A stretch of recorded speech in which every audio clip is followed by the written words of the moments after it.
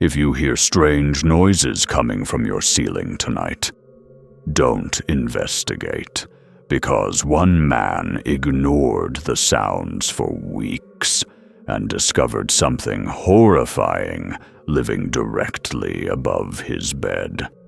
This is one of the most disturbing stories I've ever heard.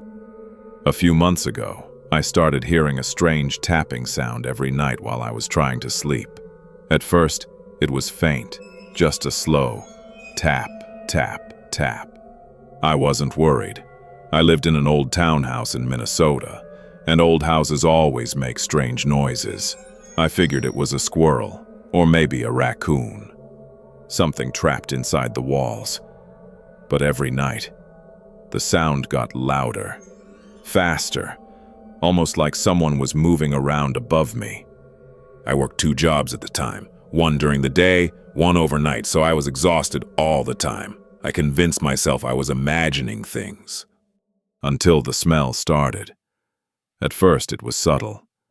Then it became impossible to ignore. The entire house smelled wrong. Rotten, sour, like something had died. I checked every room, every closet, every vent. Nothing. I even called the fire department because I thought there might be a gas leak. But there was one problem. My house didn't even use gas. Everything was electric. The firefighters couldn't find anything either. They noticed the smell, but they couldn't explain it.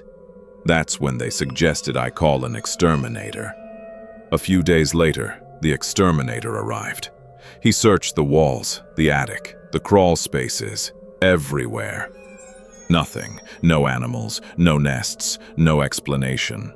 And, meanwhile, the tapping continued, every single night, getting louder, getting closer.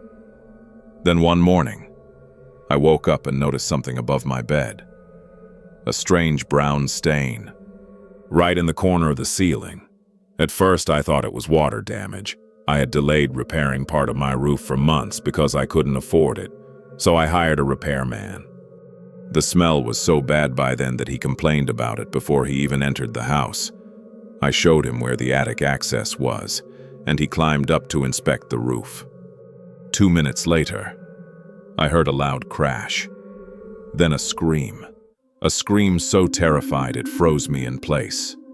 Then I heard him yelling, "Call 911!" I ran toward the attic ladder and climbed up.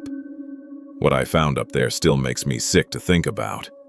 Curled in the far corner of the attic was a dead man. His body was twisted against the wall, his throat had been cut, and beneath him was a pool of dark brown blood. The stain on my ceiling, the smell, the tapping, all of it suddenly made sense. I threw up immediately. Then I threw up again. The police arrived shortly afterward. They identified the man as a local transient who had been missing for weeks. Apparently, he had a history of breaking into houses and hiding inside them. The police believed he entered my attic while I was at work and died there, just a few feet above my bed. For weeks, while I slept underneath him every single night.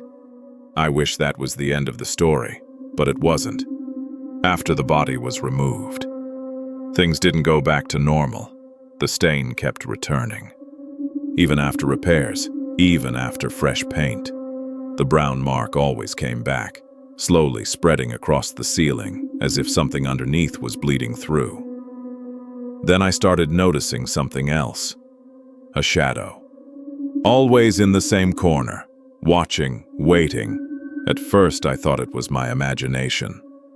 Until one night, I looked directly at it and realized it wasn't a shadow. It was a face, bloated, rotting, staring down at me from the ceiling. And now, every night, I see it. Right there, in the corner of my room, watching me, waiting for me to fall asleep. Most people think the horror ended when the body was found, but imagine sleeping for weeks, not knowing a dead man was lying just a few feet above your head, and imagine discovering that even after he's gone, something is still there, watching, waiting, and tonight, Before you go to sleep, you might want to take one last look at your ceiling. NYX.